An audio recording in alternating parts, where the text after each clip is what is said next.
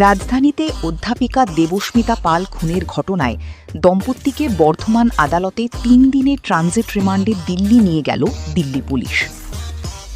দিল্লিতে ইউনিভার্সিটির অধ্যাপিকা দেবস্মিতা পাল খুনের কিনারা করে দিল্লি পুলিশ।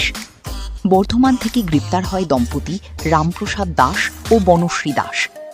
ওই দম্পতি দেবস্মিতার বর্ধমানের বাড়িতে ভাড়া ছিলেন। এই দম্পতির কোনো কাজ করতেন না। সম্পত্তি আত্মসাতের কারণেই এই খুন, এমনই মনে করছেন দিল্লি পুলিশের আধিকারিকরা। পূর্ব দিল্লির বসুন্ধরা এনক্লেভে বসবাস করতেন দেবস্মিতা। দিল্লি বিশ্ববিদ্যালয়ে ইংরাজির অধ্যাপিকা ছিলেন তিনি। তার স্বামী থাকেন বেঙ্গালুরুতে। দেবস্মিতার বাবা মাও দিল্লির ওই এলাকাতেই থাকতেন। বাঙালি অধ্যাপিকা একাই থাকতেন ওই ফ্ল্যাটে।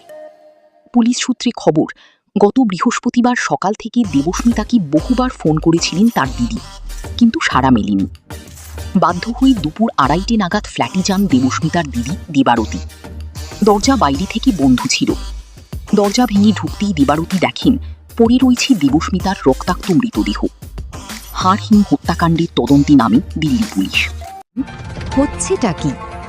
আপনাদের কথা তুলে ধরব আমরা খবরের গভীরে, খবরের মাঝে।